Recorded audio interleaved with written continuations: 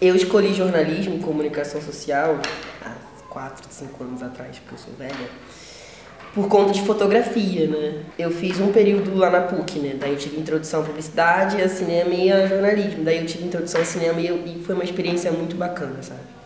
Assim, entender o cinema, o audiovisual como uma ferramenta mesmo, sabe? Não mais uma forma de linguagem, mas aprender aquela forma de linguagem e saber usar aquela forma de linguagem para atingir o que você quer atingir, né? Eu sempre tive interesse por televisão, mas eu nunca tinha tido contato direto. Então, o período passado já foi um grande desafio e acho que esse período vai ser ainda mais, né? Porque eu nunca estive atrás das câmeras. Eu geralmente ficava mais na posição de repórter mesmo. Eu gosto do audiovisual a partir do momento que eu tô atrás das câmeras. Eu gostei muito da Intelli em ter ficado gravando, sabe? Encontrar o foco, pegar o melhor ângulo, sabe, das pessoas e ela se expressando, sabe? Ainda mais quando é uma coisa mais que elas não estão esperando.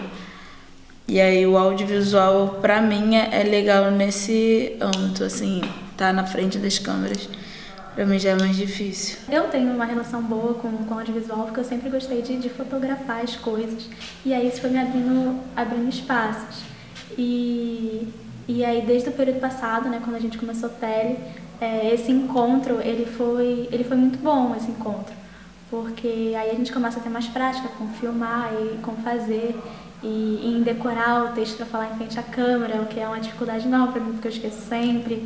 E aí esse contato, eu gostei bastante desse contato. Eu sou da turma, né, de 2013, então a matéria que eu estou cursando, em tese, é projetos profissionais em jornalismo. Eu tive a opção de fazer diversas mídias, porém eu escolhi audiovisual porque para mim representa um desafio, né? Eu acho a mídia audiovisual belíssima, porém ela é complexa. Você tem que pensar muito bem todos os momentos, nas outras mídias também, mas no audiovisual principalmente, porque você tem que costurar a história de tal forma que aquilo se integre, que aquilo seja um único produto, né? Que aquilo tenha um sentido, né? para o seu público. Então, para mim representa um grande desafio e eu resolvi encarar esse desafio de frente e estamos desenvolvendo. Eu queria esse desafio e também porque eu estou gravando em São José dos Campos, o que dificultaria para outros integrantes dos grupos do meu grupo de irem para lá, porque eu vou ter que fazer várias viagens para lá, né? E aí não é tão perto assim. Então eu acabei assumindo esse trabalho sozinha em termos, né? Porque eu tenho tido bastante ajuda de vários amigos. Qualquer experiência que seja envolvendo entrevista, né? Eu sinto isso, me alerta na cabeça o real motivo do jornalismo na minha vida, né? Porque às vezes a gente se encontra meio perdido, às vezes eu penso que eu tinha que estar em psicologia, mas aí eu penso, né, que o curso de jornalismo ele não me forma só como um jornalista, ele me forma também como ser humano. E isso é o que me emotiva, sabe? O que me emociona, o que me impulsiona a continuar em jornalismo.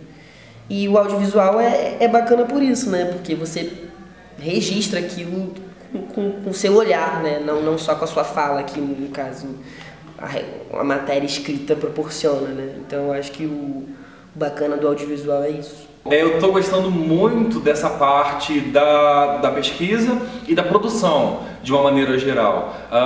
Eu tenho buscado loucamente fontes, enfim, que a pesquisa, ela, quando bem feita, ela te guia, né, as pessoas certas. Então essa parte de você, primeiro chegar aos nomes, né, as fontes, e depois articular com essas fontes, né, seja de marcar horário, local, e principalmente você saber o que você quer daquela fonte, o que você quer extrair daquela fonte, é um trabalho complexo, que exige de você muita dedicação e que eu estou gostando muito. Eu gosto de filmar, assim, onde eu mais gosto, de ficar atrás da câmera e de segurar a câmera e tentar acompanhar o que o entrevistado está falando, e às vezes de gravar imagens de apoio. É o que eu gosto, assim, por dar essa liberdade criativa. Eu vou gostar mais das histórias. Gravar. Eu adoro apontar a câmera, ficar pensando na fotografia, no enquadramento, na luz. Só que é meio complicado, né? Porque enquanto você grava, você tem que prestar atenção, você está mantendo a luz, está mantendo o foco.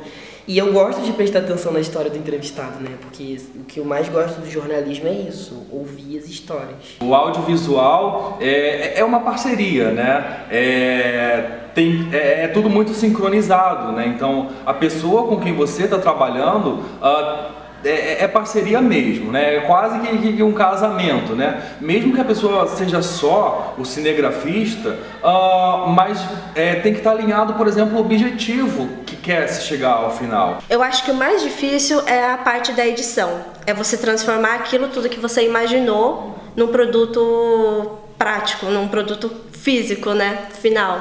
Eu mexi com edição de vídeo um pouquinho numa outra faculdade que eu fiz, mas foi muito no começo, então os programas hoje já estão diferentes, então está sendo um novo desafio. A nossa maior dificuldade está sendo marcar com as fontes e que as fontes compareçam.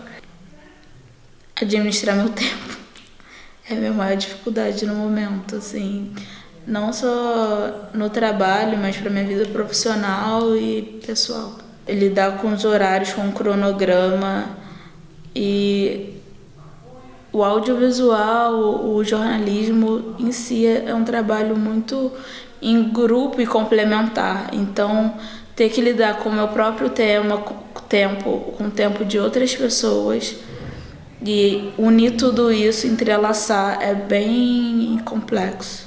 Não é que seja dificuldade, né? Mas é por se tratar de um assunto que fala sobre mulheres, né, e questão do aborto e a questão do empoderamento. Eu, por ser homem, não me sinto tão à vontade ou no meu lugar de fala exatamente, sabe?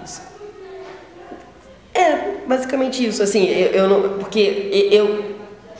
não é um tema que me atinge diretamente, sabe? Apesar de eu, como cidadão, ter também o meu papel e função de ter que me informar e saber que a questão do aborto é uma questão de saúde pública, não é uma coisa que vai ao meu encontro, sabe? Porque eu não tenho um útero, eu não sou mulher, então às vezes eu tenho receio de falar mais ou falar menos, sabe? Então não é uma dificuldade, mas é um receio que eu tenho o tempo todo. Nosso tema é sobre mulheres mulheres religiosas que são a favor da legalização do aborto. O nome do nosso documentário é Descrentes. A gente está filmando pessoas que seguiam uma religião cristã e que saíram, e chegamos a entrevistar também uma mulher. Ela se intitula como crente, mas ela pensa de um jeito totalmente diferente. Eu estava sem dupla e no primeiro dia de aula da disciplina eu cheguei para ele e falei: Renan, eu tô sem dupla, você topa fazer junto e tal? Ele topou e o tema também partiu dele, a partir de uma disciplina que ele está cursando, né, a formação histórica do mundo contemporâneo, que eu também já fiz, e chamou a atenção nele a questão das nacionalidades. Eu vou fazer sobre a depressão da terceira idade, porque me chamou muita atenção. Quando eu fui procurar o tema sobre depressão, a gente encontra muito conteúdo sobre a depressão adulta, e eu tive muita dificuldade em achar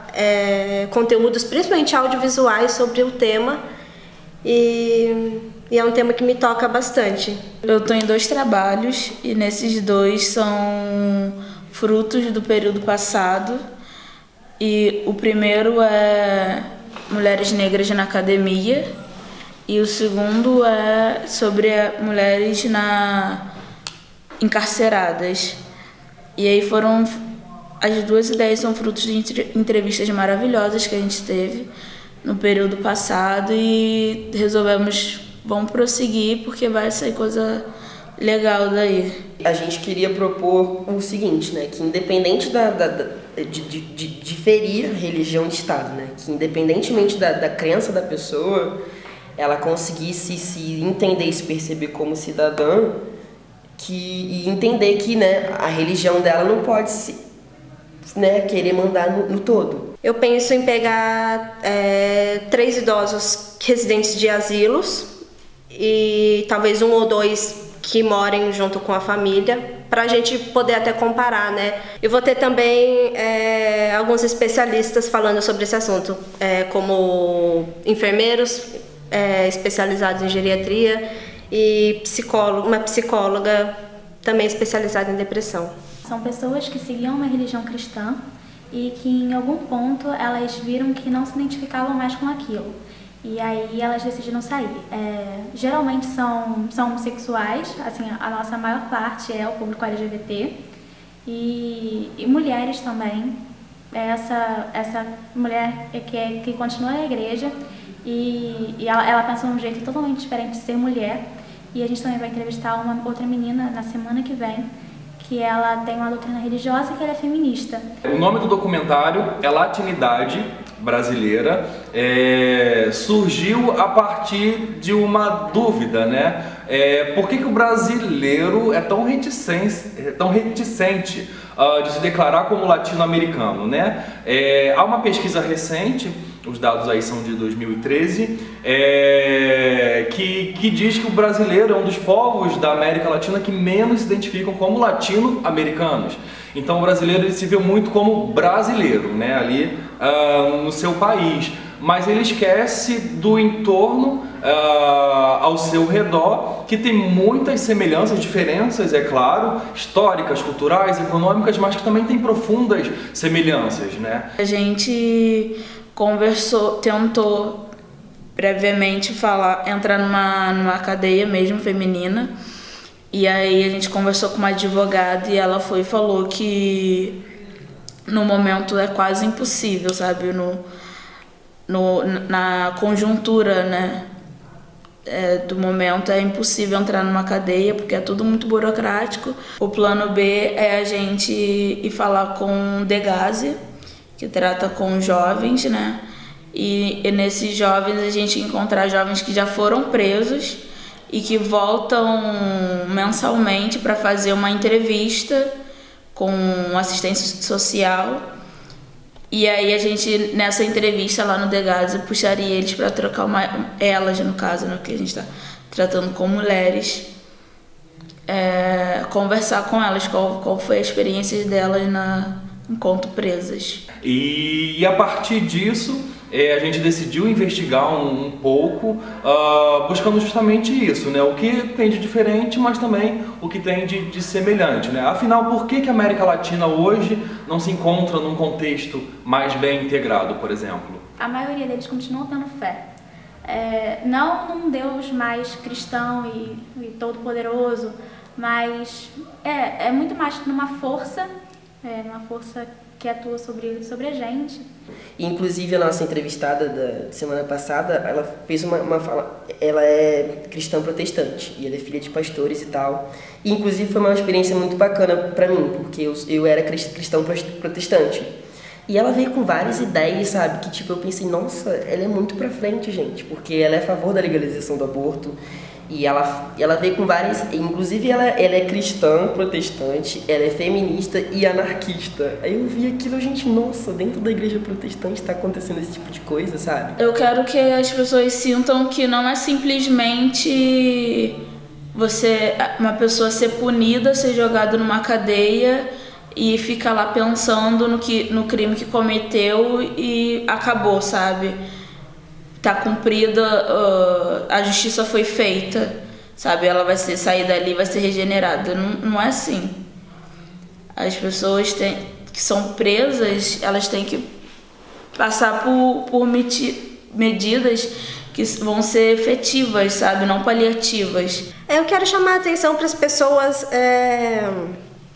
para que elas olhem para os idosos com um pouco mais de carinho, que muitas vezes eu sei que eles são desprezados e são tratados como inúteis. E uma coisa que me chamou muita atenção foi que a maioria das pessoas, elas veem a depressão no idoso como algo normal. Ou seja, você está envelhecendo, você se sentir triste ou inútil é algo normal. E não é. É essa mensagem que eu quero passar. A gente espera que essas pessoas elas se abram para isso, sabe? Para entender que a religião não tem que ser um Deus cristão, mas tem que ser amor, e principalmente amor. E num momento tão difícil que a gente vive, de um momento de... a gente está vivendo um momento esquisito. E aí eu acho que é totalmente necessário falar de amor nesse momento e não falar sobre uma bancada evangélica, falar sobre o crente que prega ódio, mas falar sobre pessoas assim que estão vivendo e amando o máximo que podem. A ideia é de levar um pouco de conhecimento pro telespectador, sair um pouquinho, né, do lugar comum. A gente está trazendo uma abordagem muito rica, né? As nossas fontes, elas são da área de relações internacionais, a gente tem professores da área de economista falando também, nós temos professores falando sobre cultura, nós entrevistamos um estudante da Colômbia, né, que ele estuda música aqui no Rio de Janeiro, né, então ele falou um pouco aí do ponto de vista dele como latino, né, como nosso irmão latino agora residindo no Brasil. Então a abordagem está muito rica, muito diversa, e a gente quer levar um pouco de conhecimento, né, para o nosso telespectador, porque a gente também está aprendendo muito ao longo da produção desse documentário. Esse trabalho eu acho que vai servir para passar isso para as pessoas, que nem sempre quem está na religião vai ser homofóbico ou vai ser machista, passar esse pensamento de que todo mundo que está lá, ninguém pensa totalmente igual e existem muitas divergências entre igrejas. Eu estou trabalhando duro para que fique o melhor trabalho possível para poder mostrar para todo mundo, né? Me agrada muito. Eu gostei muito, mas no momento eu tô mais para assessoria. Mas eu gosto muito de pesquisa e é o que eu pretendo mais à frente continuar fazendo pesquisa. E a pesquisa documentada, eu acho que ela tem mais força, sabe? Porque por mais que eu escreva, por mais que eu tenha ali tudo gravado, o que foi documentado, por mais que passe anos, eu vendo uma filmagem, eu vou lembrar exatamente qual foi a sensação de estar ali fazendo aquele trabalho, que é diferente de eu só pegar, sentar e ler, sabe? Por mais que seja um texto literário muito bonito, a imagem do outro, as expressões, a forma de falar ou não falar diz muito. Vai ser um filhinho. Qualquer coisa que eu faço na faculdade eu boto no portfólio. É um trabalho que eu super apresentaria e a gente está aí na expectativa, né, de ficar bacana para levarmos para concursos e tudo mais. O trabalho, quando a gente gosta do resultado final, né, a gente sente orgulho dele, né, e quer mostrar para todo mundo, né. Então, quiçá profissionalmente, né, quando você faz algo, se dedica, com certeza é motivo de orgulho e você quer mostrar para o mundo, né. Que sirva como cartão de visita. Espero ficar tão bom, né, o documentário para chegar nesse nível.